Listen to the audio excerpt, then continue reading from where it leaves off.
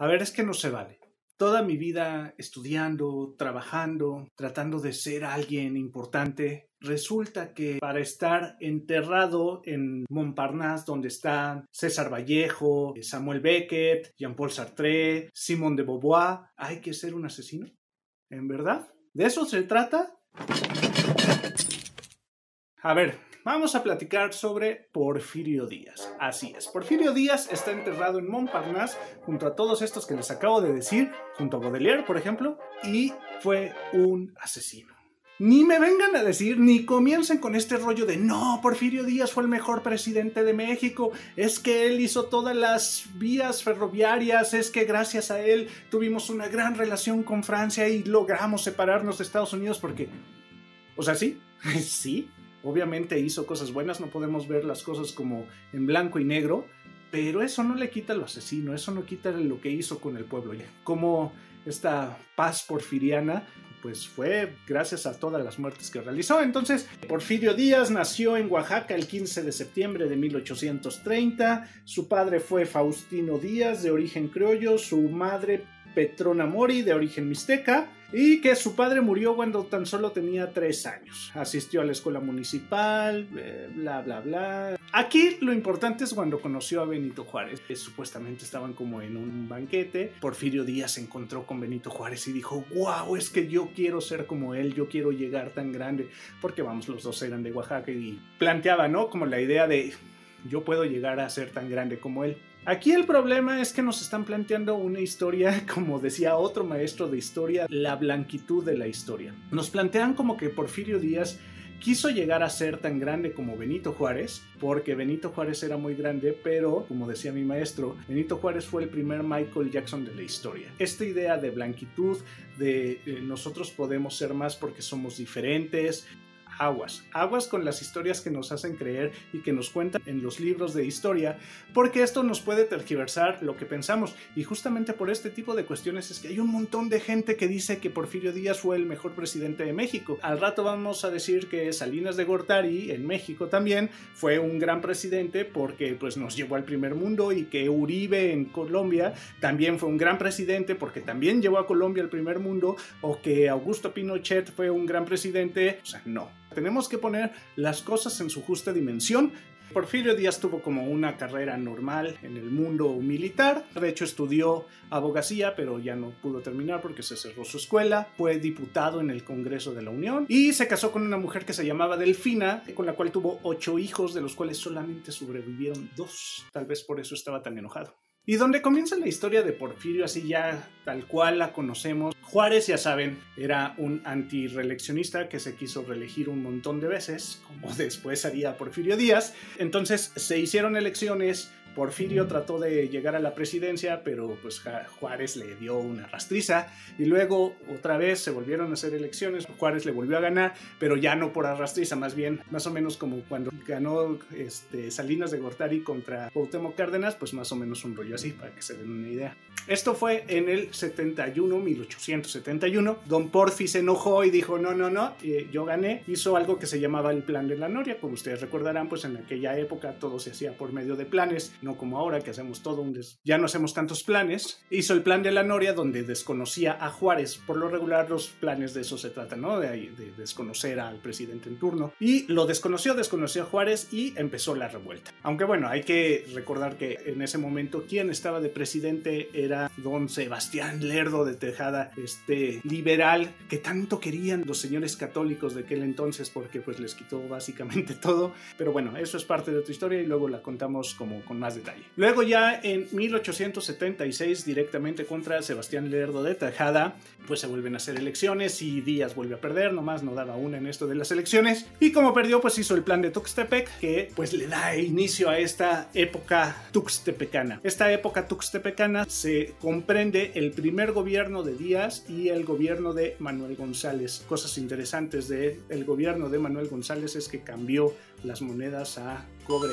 Entonces, si les preguntan eso en el examen de la UNAM, porque lo preguntan, ya saben qué poner. Pero si buscan en Wikipedia o en sus libros de historia de la SEP, se van a encontrar con la fase de la estabilización. es una fase muy bonita en donde Porfirio Díaz demostró pues que la vida le valía muy poco, la vida de sus enemigos le valía todavía menos y se puso a matar a todas las personas que se pusieran enfrente de él. Bueno, no enfrente pues, o sea, a todos los que estuvieran en su contra.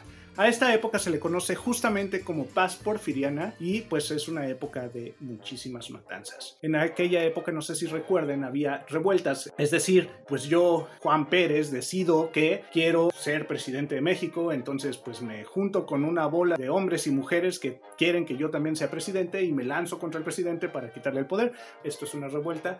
Pues todas estas revueltas de las que habíamos estado llenos desde pues casi el 33 hasta el final del gobierno de Lerdo de Tejada, pues Díaz las acabó por completo, pero no las acabó en batallas, si yo gano y ya te dejo ir, no, o sea, mató a todo el mundo. Más adelante llegaría un genio de las finanzas, Yves Limantourt, que junto con la capacidad administrativa de Porfirio haría que empezáramos a tener superávits, es decir, teníamos más dinero del que gastábamos, cosa que no había sucedido pues nunca en la historia del México independiente. Y va la parte que les encanta a los porfiristas de hueso colorado, que les encanta decir que fue el mejor presidente de México, y es las líneas ferroviarias. Sí, hizo un montón de líneas ferroviarias, comunicó norte con sur, oeste con este, y bueno, en cuestiones tristes murió Delfina, su esposa, de la que nada más le quedaban 2 hijos, y se casó con Carmen Romero, que fungió como la educadora de sus hijos y una persona que siempre estuvo ahí como presente, respaldando. Un personaje que se suele olvidar, pero que fue importante en la cuestión de la permanencia de Porfirio durante tanto tiempo.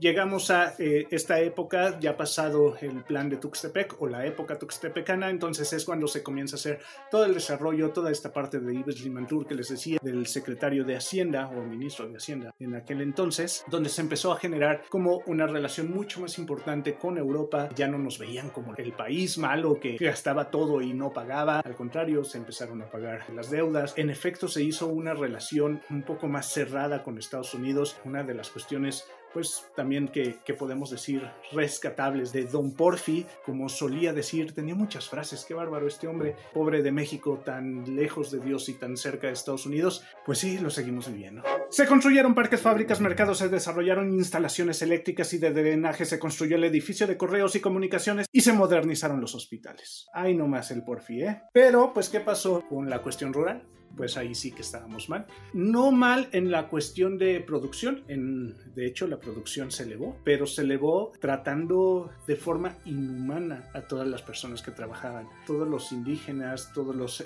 habitantes nativos de los lugares fueron explotados de manera brutal. Fue cuando se dio esta cuestión de las haciendas y algo que se le llama, algo que recuerdo muy bien, que me lo explicó mi maestro de primaria, las tiendas de raya, que es una locura. Una tienda de raya era un lugar de venta de artículos dentro de las mismas haciendas, en donde los esclavos, casi esclavos que estaban ahí, compraban cosas. Es decir, no eran esclavos porque se les daba un sueldo, pero vamos a suponer que tú ganabas 2 pesos, ¿no? Pero para subsistir necesitabas alrededor de 5 o 6 pesos. Bueno, pues son 7 pesos. Oye, pero gano 2, pues ni modo. Eso es lo que hay. Entonces, en lugar de ganar dinero, pues lo que en realidad pasaba es que perdían dinero. Y eso hacía que se tuvieran que quedar pues de por vida en la hacienda, porque en lugar de ganar iban perdiendo y su deuda iba más grande, y además se le pasaba a los familiares cuando se morían y era terrible. Y otra cuestión es lo de los yaquis. Lo que pasaba es que tenían como sembradíos que incluso podían ser en el sur, los yaquis son del norte. Mandaban a la gente por estas líneas ferroviarias que tanto aman los amantes de Don Porfi y los ponían a trabajar cortando caña de azúcar, en fin, o sea, él pensaba que los mexicanos no estaban listos, y estoy seguro que si viviera ahorita pensaría lo mismo, no estaban listos para gobernarse solos, para trabajar en equipo, para crecer, no.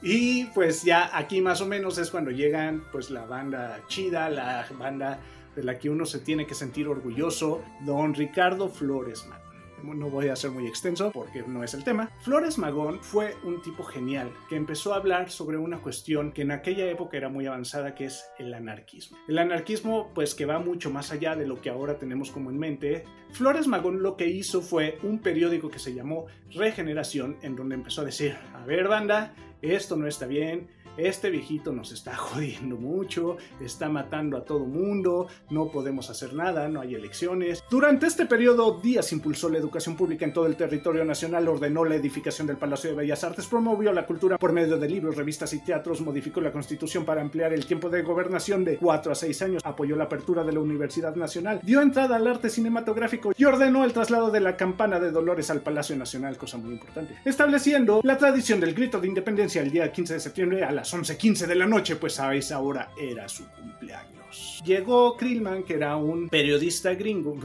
norteamericano, disculpen ustedes, señores gringos, le preguntó, oiga, ¿y pues para cuándo las elecciones? Y él le dijo, no, pues México ya está preparado para que tengamos elecciones. Y ni tardos ni perezosos empezaron ahí a decir, ok, entonces vamos a hacer un partido o muchos partidos. Y pues a don Porfi esto no le gustó. O sea, ahí a quien se le hizo como agua a la boca fue a Madero, y escribió un libro que se llama La sucesión presidencial de 1910. Yo lo leí hace mucho tiempo en la carrera, en donde pues básicamente dice lo que va a pasar y cómo va a ser, y pues Nel. Don Porfirio dijo, no, mis chavos, ustedes no están listos, me equivoqué, disculpen ustedes, yo pensé que ya habían madurado, pero estoy viendo que no es cierto, pues siguen siendo los mismos niños de siempre, miren, o sea, nada más les digo, vamos a hacer elecciones y hacen su primer berrinche, pues no pueden.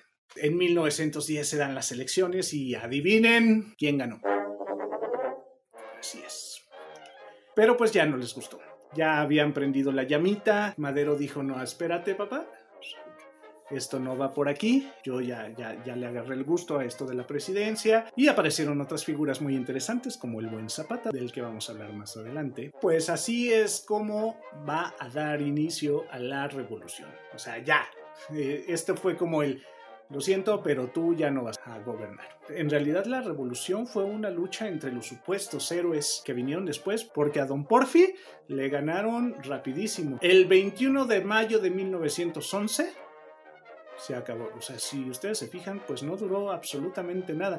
Ahí pues las cosas debieron haber sido más sencillas, así de, bueno, pues ya te gané, entonces yo me quedo con la presidencia y un rollo así. Fue el 21 de mayo cuando se firmaron los tratados en Ciudad Juárez, donde pues básicamente don Porfi dijo, ok, renuncio a la presidencia, quédense con esto, yo ya no quiero saber nada. Y luego se fue en un barco llamado Ipiranga a París, donde don Porfi moriría en un departamento pues pequeño, ya no con la ostentación con la que solía vivir en México. Dicen que viviendo de algunas inversiones que tenía, pero fue enterrado con todo el honor en Montparnasse, a pesar de todo lo que les platiqué. Así la vida. Nos quedan sus obras arquitectónicas y nos quedan sus huestes defensoras de don Porfi, que espero que pronto vengan a llenar el canal de Alejandría, el canal de Cuestiones de Odio, porque hablé mal de él. ¡Suscríbanse, suscríbanse, suscríbanse! ¡Suscríbanse!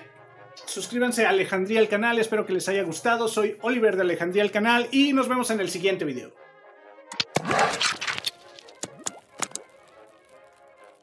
Cuando mi hijo estaba en quinto de primaria, en la escuela les pidieron hacer una maqueta con una figura de don Porfirio Díaz, pues para mis pulgas y para las pulgas de mi esposa. Pues no, mijo, no se va a hacer porque en esta casa no podemos hacerle un muñequito a don Porfirio, más que si hicimos un muñeco así gigante de Flores Magón con algunos carteles así de no a la reelección. Las personas de la escuela de mi hijo tuvieron que ponerlo junto a todos los demás. Ahí estaban todos los Porfirios Díaz y redantes ellos y Flores Magón ahí.